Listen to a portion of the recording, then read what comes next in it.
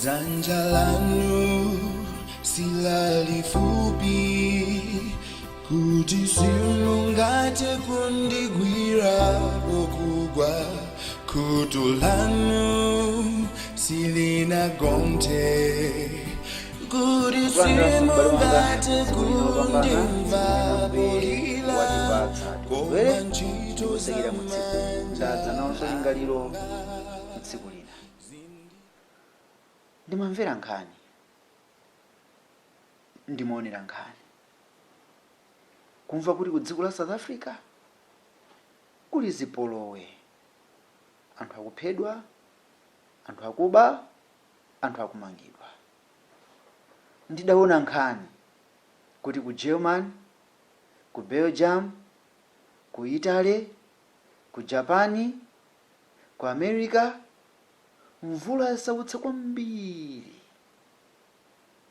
anthu sapitanso kuntchito, nyumba zikugwa, galimoto zikukokoloka, anthu akusowa pokhala, anthu asowa mtendere. Ndidaona nkhani kuti ku dziko la America ayamba panga mifuti ngati matoyi kumawapatsa ana kuti aziseweretsa, koma mifutiyo ndi yeniyeni yoti ikhoza kupha munthu. Ndathamanga mwansanga ndikulingalira mawu a Mulungu akumwamba kuchokera pa Luka chapter 21 verse 25. Ndipo kudzakhala zizindikiro pa dzuwa ndi mwezi ndi nyenyezi, ndi pa dziko lapansi chisauko cha mitundu ya anthu ali kuthedwa nzeru pa mkukumo wake wa nyanja ndi mafunde ake. M'bale wanga, Mulungu adatilembera ife buku lopatulika mawu a Mulungu kuti tidziwerenga ndi kumaona kumene dziko lili kupita. Usadabwe ndi zochitikazi kunja kukwacha, Yesu akubwera. Kodi moyo wako ukukonza? Akuti anthu ali kuthedwa nzeru. Taona zochitika za dziko lapansi zonse, anthu nzeru zikuwathera. Ku South Africa anthu kuti panga bwanji? Kubwera matenda COVID-19, atsekatseka dziko, anthu zintchito zatha, kubweranso zipolowe, anthu akuthedwa nzeru.